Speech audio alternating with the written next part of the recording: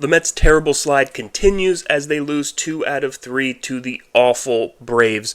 The Braves came in looking really bad lately, and they got right against the Mets, as a lot of teams have done lately. The Mets have just not been good. If you look at since they were 21 games over 500, I think they're 19 and 33 after that. So really bad stretch. It's not even a stretch for the Mets anymore. It's just they're bad right now. They're one of the worst teams in baseball at the moment, and it's sad to see considering the talent that they have. Now, we all know that the pitching has been an issue all season long, or at least for the last 2 months. Pitchers not getting deep into games, and we had more of that in this series. Clay Holmes was only able to give you 3 2/3, 5 earned runs. He walked 5. He could not find the plate. Really struggled in that game. And at this point, it might be time to move Clay Holmes to the bullpen. It's not even might be time. It is time to move Clay Holmes into the bullpen. They've already done it with Montas. Clay Holmes clearly has hit a wall, and he's not able to give you any length. He's not able to get out of the 4th inning as a starting pitcher, and he shouldn't be starting games anymore. Use him in the bullpen as a multi-inning reliever. The trade deadline's over. There's really no help coming for this team, but there are some minor league options that we'll talk about. Peterson also in Game 2 of this series. Listen, Peterson's been a guy we've counted on all year. He's been great. The only guy giving you quality innings, quality starts, giving you 6 innings every time out. And he was due for a stinker. It happens. I'm not going to give up on Peterson. I'm not going to say he's hit a wall. I think Peterson at this point, he's allowed to have a bad game now and then. It just happens to everyone, and that was a bad one for him. 3 1/3, 6 earned runs. Another guy couldn't find the plate, 5 walks. It was just a bad series to watch overall. It was a frustrating series. Not good baseball being played. Not good pitching on either side. It was just kind of a painful series. And really the guys who saved the Mets bullpen were Hagenman in Game 1, giving you 4 innings of, no runs. I think he struck out 5, 1 walk, 1 hit, something like that. Really good 4 innings from Hageman, and then he gets sent down, which was going to happen anyway. If a guy pitches 4 innings, you just need a fresh arm up. You're going to send a guy like that down. He's not going to pitch for a few days anyway after going 4 innings. And then Paul Blackburn, honestly, he gave you 5 innings. He gave you 5 innings in a game in relief. He's done better than most starting pitchers, right? Our starting pitchers don't give 5 innings, but Blackburn was able to come in. He gave up the home run to Ozuna that put the game kind of out of reach at that point. That was after the terrible, Mets had a 6-run lead, and then the Braves had a 9-run inning, and then the next inning, Ozuna hits a home run against Blackburn. Whatever, the game was over at that point anyway, because the Mets, after giving up 9 runs in an inning, after being up 6-0, were demoralized. They weren't coming back. We've seen that all year. This team has no heart, no grit. There's no toughness to this team. Once they go down like that or have a demoralizing moment, they never fight back. This is so different than the teams we saw last year and even some Mets teams of the past. There's no fight in this team. Once they have once they have one thing go wrong for them, it's like they just lose concentration, lose focus. They don't care. They get demoralized, and a lot of that comes down to the manager. And I've been a Mendoza guy. I'm starting not to be a Mendoza guy anymore. There's something wrong with this team. There's something going on. Whether it's not built properly and Stern screwed up, we can say that with the pitching, right? We all gave him the benefit of the doubt after last season of getting Manaea and Severino and kind of a reclamation project and getting them to have their best seasons of their careers in some ways. And then he tried that this year with Montas and Holmes, and it hasn't worked out. So we could sit here and blame Stearns and say he didn't do enough in the pitching, and that's fair to say. Absolutely. Maybe he didn't do enough in the pitching. And then you look, but what I will say to that is who would have been the better option? Corbin Burns was signed to a big contract, and now he's having Tommy John surgery. Blake Snell was signed to a big contract, and he hasn't pitched much this year. So I don't know that there was a better guy out there. I don't know who else they could have gotten. You want to say Jose Quintana. Well, nobody wanted to sign Jose Quintana. He signed a 1-year, $4 million deal during spring training. Nobody wanted Quintana. And yes, it's turned out to be one of the best signings of the year because he's given the Brewers a lot. But there's no other team that went after him. He got 1 year, $4 million. Maybe you say he should have brought Iglesias back. Sure, but Iglesias hasn't been great in San Diego. Would maybe he would have been that veteran presence that the Mets needed, but it's not like he's having a world beater kind of year. He's just not.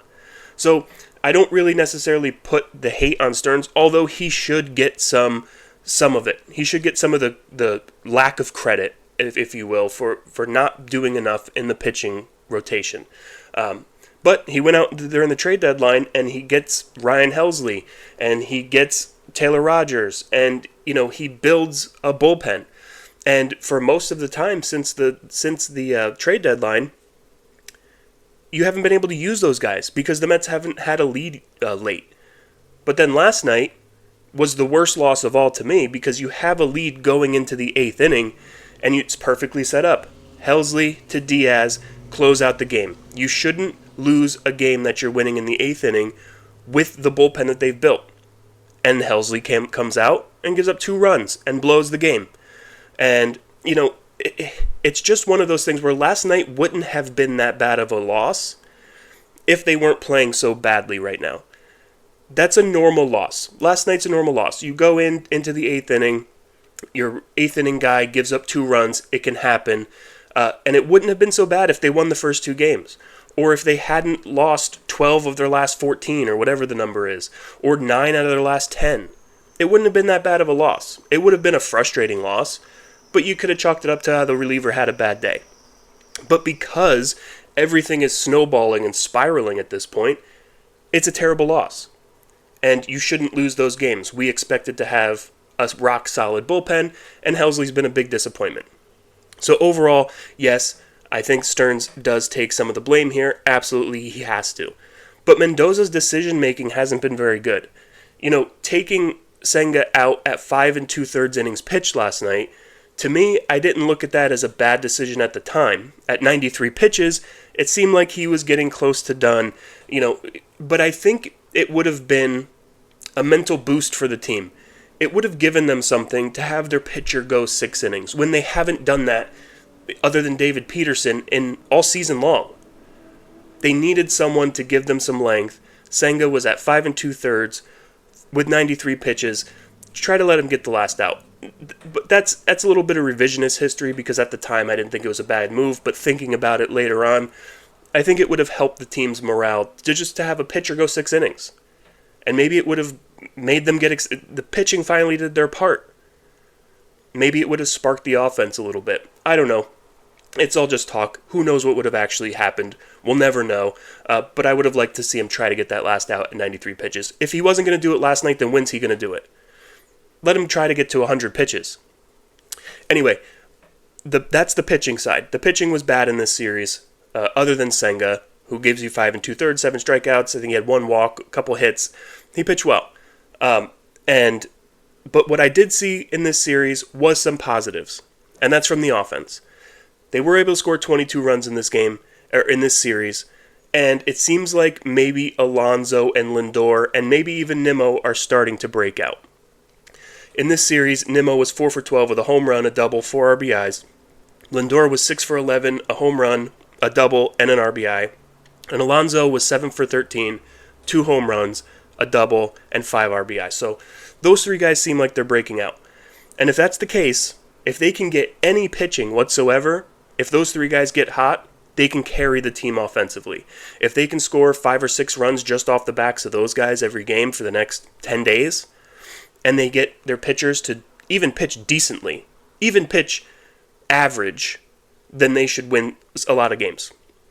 And the one thing that I am disappointed in, and I know his stats have been fine, and you're not supposed to criticize. People get mad when you criticize, but Soto has been a huge disappointment in late game situations.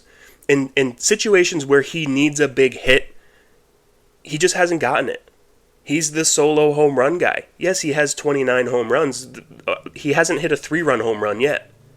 He hits a lot of home runs when they're down big or up big, solo shots, little dribblers through the infield that somehow get through. I wouldn't call them dribblers. He hits them hard, but, that's what he's done all year. He's hit solo home runs and singles between the shortstop and second baseman. That's what he's done all season long. And it's very disappointing. For a guy who makes $50 million, you expect more than that. You expect him to come through in clutch situations, and he's done it his whole career, and now he comes to the Mets and he's just not able to do it. We are all looking for that big Soto moment, and it just hasn't happened. And I don't know if it's going to happen. It doesn't seem like it. Every time he has the opportunity, he shrinks. A couple times, I remember once earlier in this year, he had an opportunity to either tie it or win it late, and he hit a ball that looked like a home run, and it was fouled by 6 inches. Yeah, but he just shrinks in every one of those moments. And I don't even know if it's on him, because this thing of putting Brandon Nimmo behind Soto is crazy to me. He hasn't seen a pitch to hit since Nimmo is in the 3 spot. He just hasn't, because nobody's scared of Nimmo. I love Nimmo. I think he's getting hot right now. He's been a great Met for his entire tenure. Nobody's scared of him. Soto has not gotten a pitch to hit since Nimmo's been there.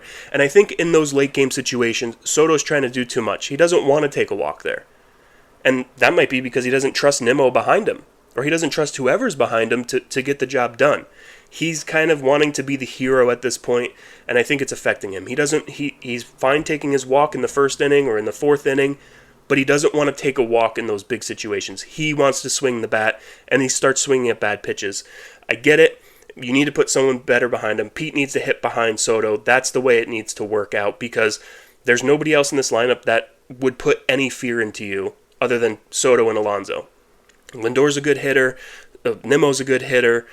They have some good hitters, but you need that fear behind Soto. That's why Soto had his best year last year in front of Judge, because you didn't want to pitch to Aaron Judge, so you got to pitch to Soto. Well, Pete's been better than Soto this year, so you put Pete behind Soto, there's a little bit more fear there.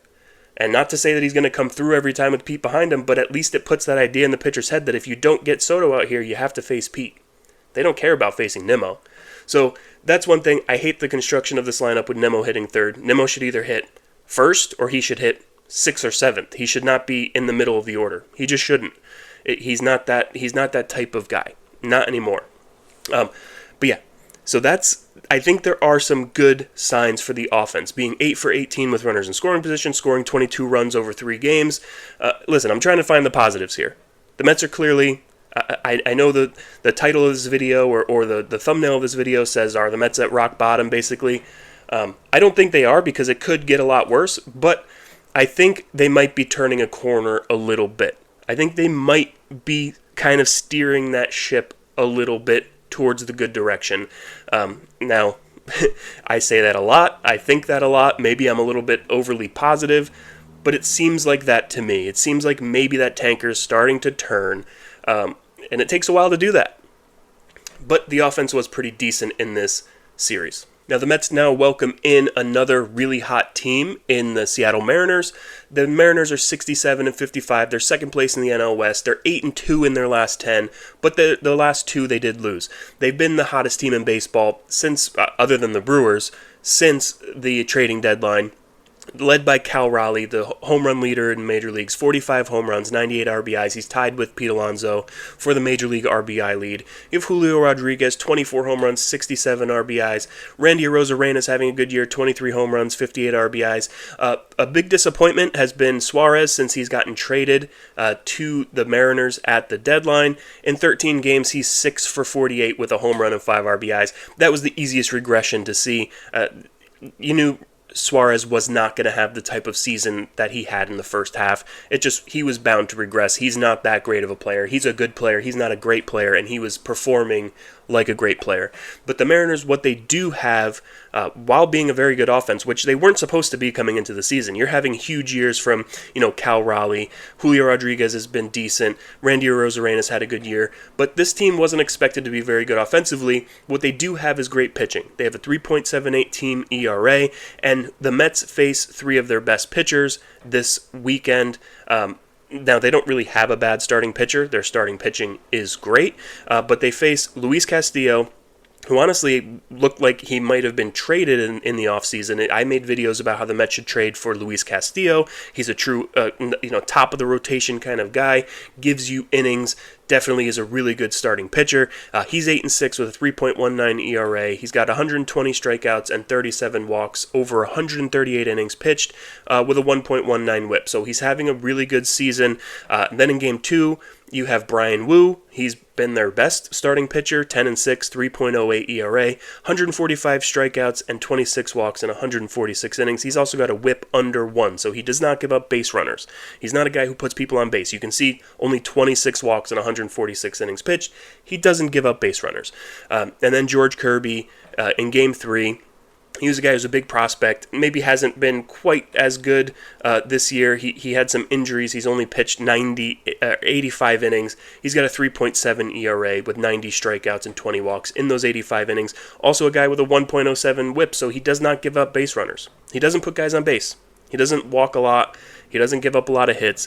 The Mets have an uphill climb in this series with that pitching staff. The Mets clearly do not have the pitching rotation that can match up with the Mariners. Hopefully, you can outslug them, you can score more runs than them, and they're probably going to have to because, I don't think the Mets can get by with their pitching. They're going to have to slug, and this is a bad team to have to do it against. A team that has great pitching, great starting pitching, and can really just dominate you at any time. But the Mets always seem to do pretty well against great pitchers. They don't do well against bad pitchers, as you saw in the Braves series. They face guys with a 5.5 ERA and they can only get 2 runs. Like they don't score off the bad pitchers. They seem to elevate their game on the good pitchers. So hopefully that's a case in this series. But this is a tough series. The Mariners are one of the hottest teams in baseball, just like the Brewers were when the Mets went to Milwaukee. They're just a good, hot team right now. And it's going to be an uphill climb. And if the Mets are going to turn around their season, they have to do it here. Now, you do have Nolan McLean starting in Game 2, making his Major League debut in this series. You're hoping to get something out of him. Maybe he can spark something.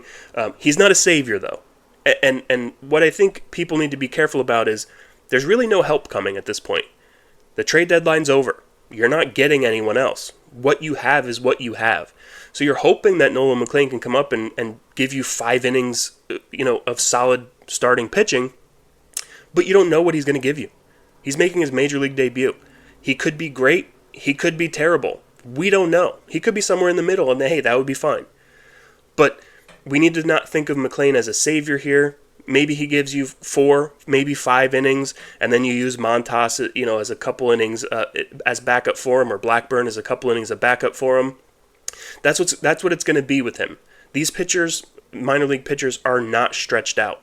If you look at their lines in the minor leagues, they're going 4, maybe 5 innings at the most. They're 75, 85 pitches. That's kind of what they throw in the minors. They're not throwing 100 pitches.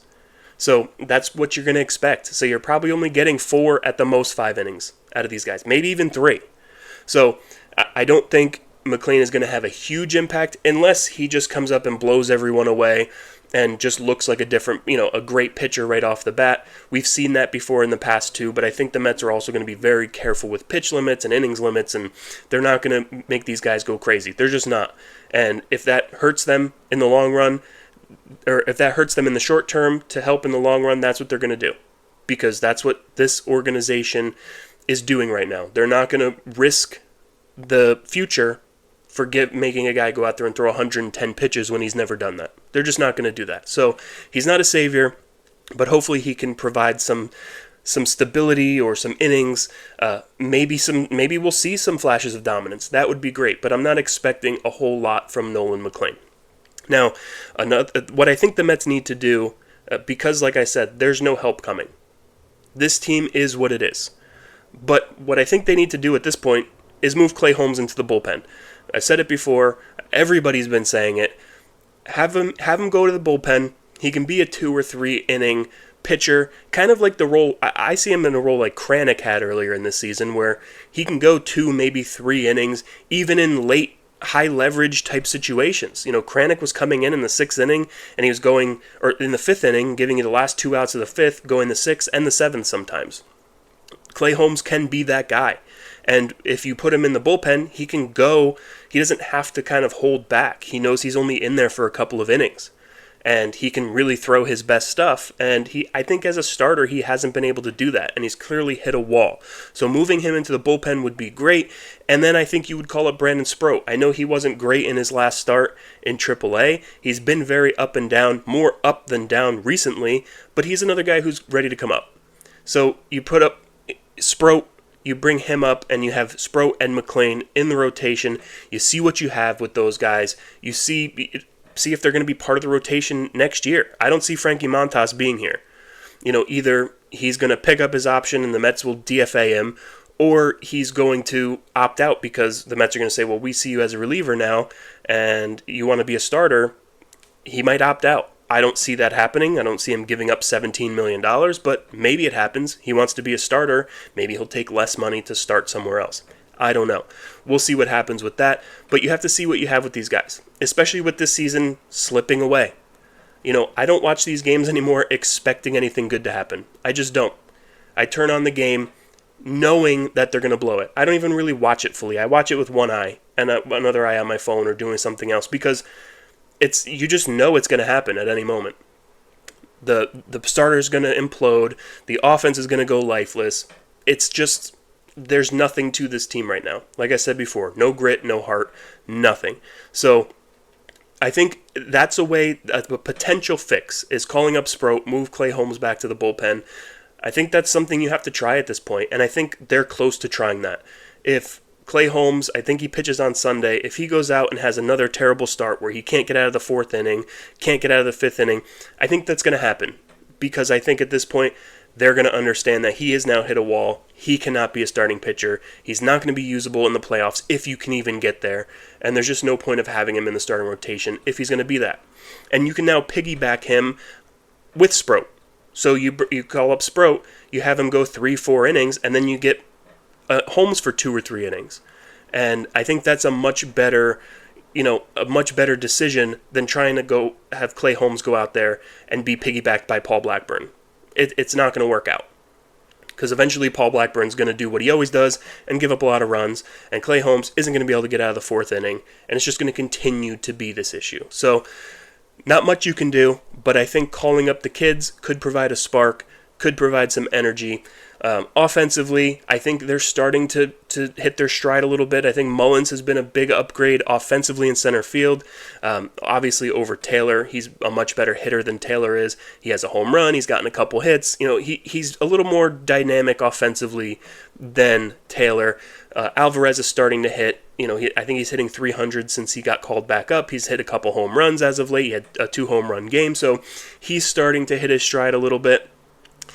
Beatty's been up and down. Vientos hasn't played in 4 or 5 days. Mauricio has definitely cooled off a bit. But overall, I think they have enough offensively if they can figure out something pitching-wise. I'm not confident they're going to, and I'm expecting them to lose every time I watch a game. But I'm hopeful that they can figure it out, at least offensively, because they're starting to. We need a little more production, maybe a little more clutch out of Soto. We need Lindor and Alonso and Nimmo to continue hitting the way they have been the last few days. And offensively, they should be fine. It's just a matter of, can their pitching staff not give up 8 runs? Because I think the Mets will score 6 or 7 runs, for the most part, on most days, if those guys get hot. But if their pitching staff gives up 10, they're not going to win any games. So it's all about pitching. It's all about getting these guys into a rhythm. Maybe Minaya can figure it out. I don't know. He hasn't looked great. Senga looks like maybe he's starting to figure it out, even though he hasn't looked great. If you have those 2 guys, and Peterson, it was just a blip on the radar, and he continues to do what he's done all year, then I can see them being okay. At least you have 3 pitchers there who you can trust to give up less than 4 runs.